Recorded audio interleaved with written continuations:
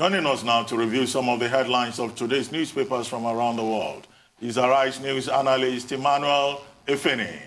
Good morning, Ruben. Good morning. Good morning, Rufai. Good morning, Mr. Efeni. Good morning, Tundo. Good morning. TGIF.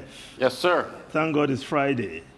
Now, let's start with these day newspapers, Nigeria's newspaper of records. The lead story: shake up imminent as service chiefs fine-tune strategies to combat insurgency. Yes, the defense headquarters yesterday said that the Chief of Defense Staff, Major General Lucky Irabo, and his colleagues had been brainstorming on fashioning a new approach to combating insurgents in line with the marching order given by Mr. President Muhammadu Buhari.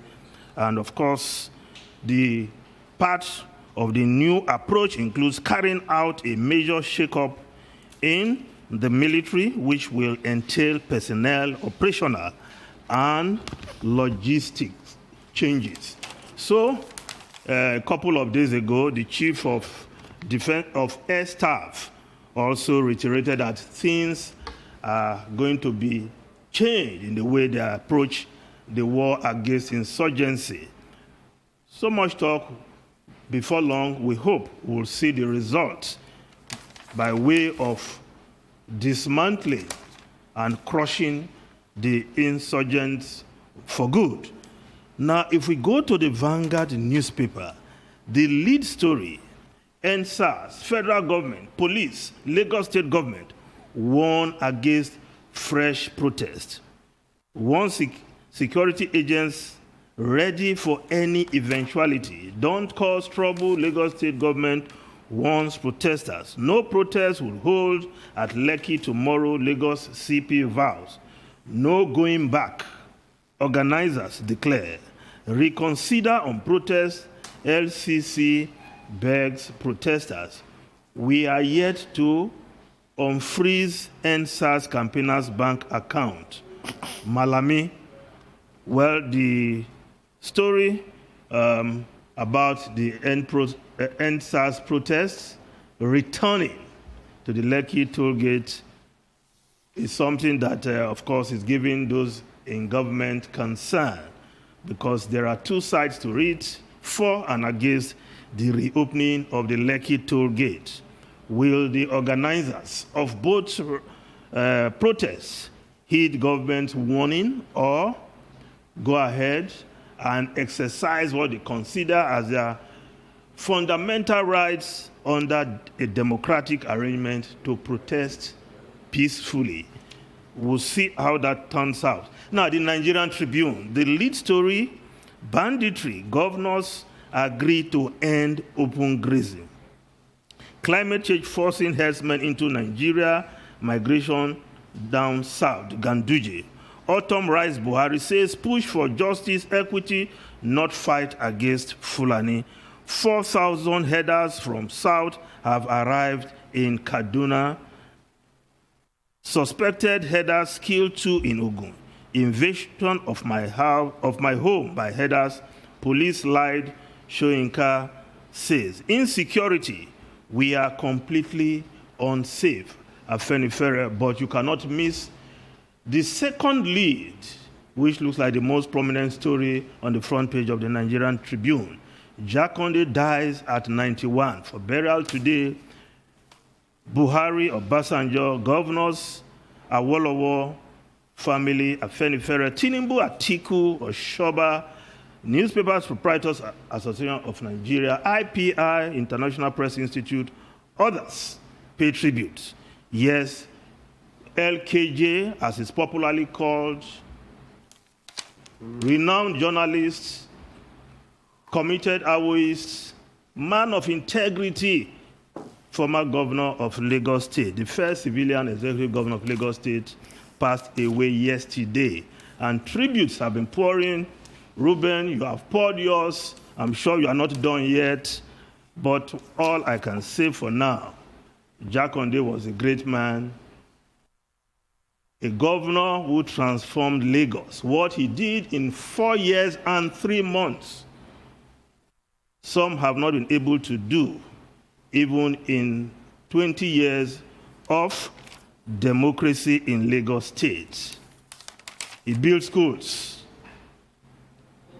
Of course, he built houses.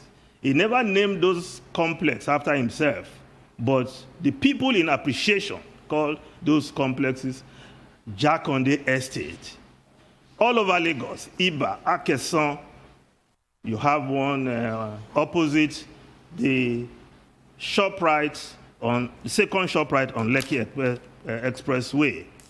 The housing stock he added in Lagos in 4 years and 3 months, I stand to be corrected. Governors Tinubu, Babatunde Fashola, Ambode, and Sanwo-Olu, they have not been able to meet that number. I stand to be challenged on that.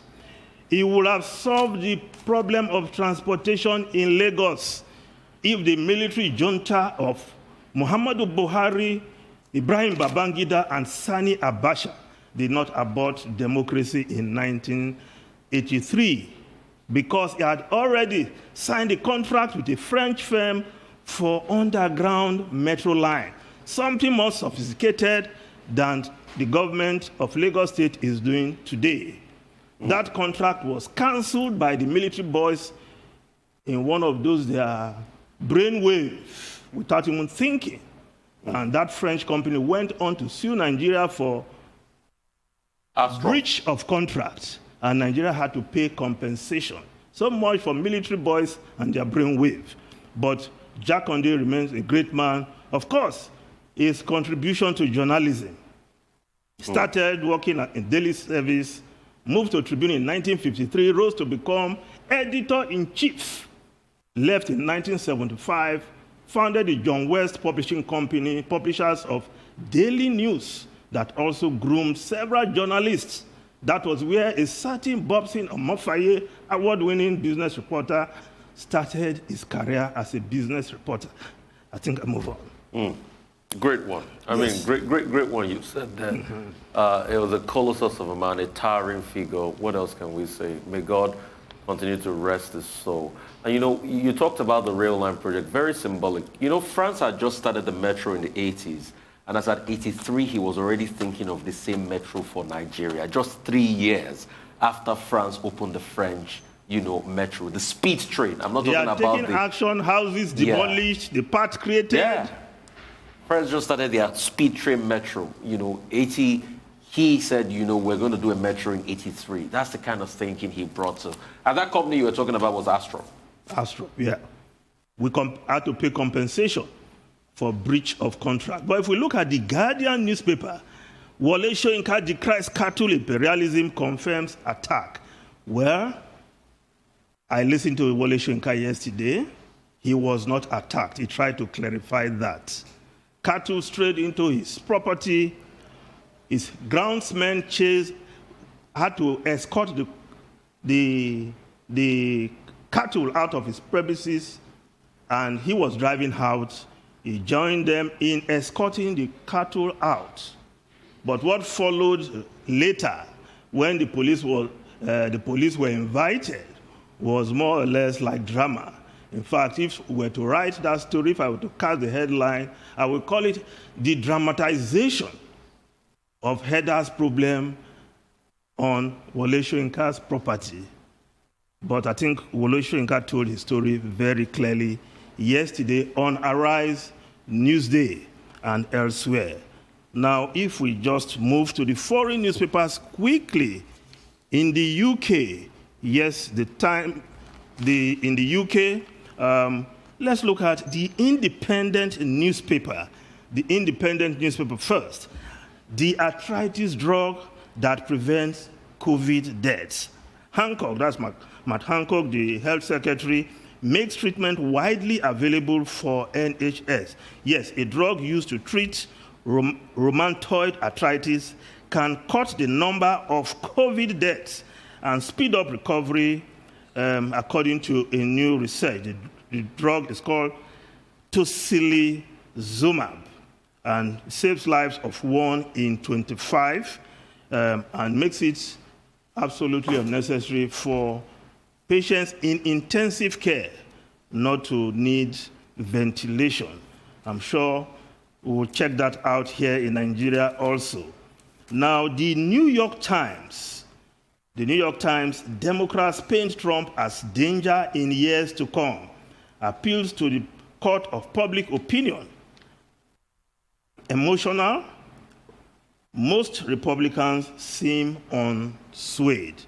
I agree with the Democrats that Trump will pose danger in the years to come. If he has to run again anytime down the line, if he doesn't win, if he's not punished today, he will repeat these same gimmicks of inciting people to try and stop the process. Ruben, Rufai, and Tundu. Well, I don't know whether Tundu still wants to say something about Chief Lateef Jakonde, but I think certain things need to be added, and that should resonate with people who live in Lagos. It was Chief Lateef Jakonde who built that Lagos State Secretariat at Alausa, with the roundhouse that everybody talks about, including the roundhouse, which is the office of the governor. And if you look at the design of that roundhouse, many years after, it still looks very modern. Lagos State Television was established by him. Lagos Radio was established by him. Lagos State University was established by him. The Lekki scheme, the Lekki Peninsula scheme, was established by him. And ironically, we're told that he doesn't even have a plot of land in Lekki. Yeah. Throughout his lifetime, he was associated with his humble abode, I think somewhere around Ilupeju. Yeah, if you look at Ilupeju and where, some persons live, they will, in fact, I know people in Lagos who will tell you that they've never been to Ilupeju because they probably consider it a slum, although it was originally an industrial estate. And he lived in that humble place, and that's where they are already having prayers for him this morning. I guess all the governors who have been writing tributes about Alhaji Lateef Jakonde and all that would, do us better service by trying to learn one or two things from him. Yeah. There are local government chairmen in Lagos. In fact, in his time, he tried to create 23 local governments before the the military authorities abolished those local governments. Now, ordinary local government chairmen today, they have houses everywhere. Yeah. As Minister of Housing in Abuja, it was under Lateef Jakonde's watch that the Gwarimpa project was established. The Lugbe housing project, it probably does not even have a bungalow in any of those housing projects. He created Banana Island, Ruben, for... Banana Island. And he doesn't have any land in Banana Island. He was the first to build the Lekki, so-called Lekki Road today. So, so many in just 4 years. But today, we have governors who are no better than mendicants. Yeah. They are perpetually saying there is no money. They want to go to Abuja to collect money. They want more money. But if you look at how much those governors had access to in those days, they didn't have access to much. Yes. So our take is that Alhaji Lateef Jakonde deserves to be immortalized. We can go on and on. His service to journalism, to society, and the outstanding example that he showed. But we should also not over-romanticize him, because earlier on I alluded to issues within the Awo community. Yes. But today is not an appropriate occasion for that kind of commentary. Yes. But I have to say that he was flayed in a manner that was most undeserved for joining the Abacha government, but we don't have enough time to go into that. I think Tundu, I see where you are coming from. I think that is a topic for seminar discussion. Okay. Who advised him to join? Okay. Exactly. That's the point. Advised him. I think everybody should just really be like Lateef Jakonde so that we can reel out things you've done when you were alive.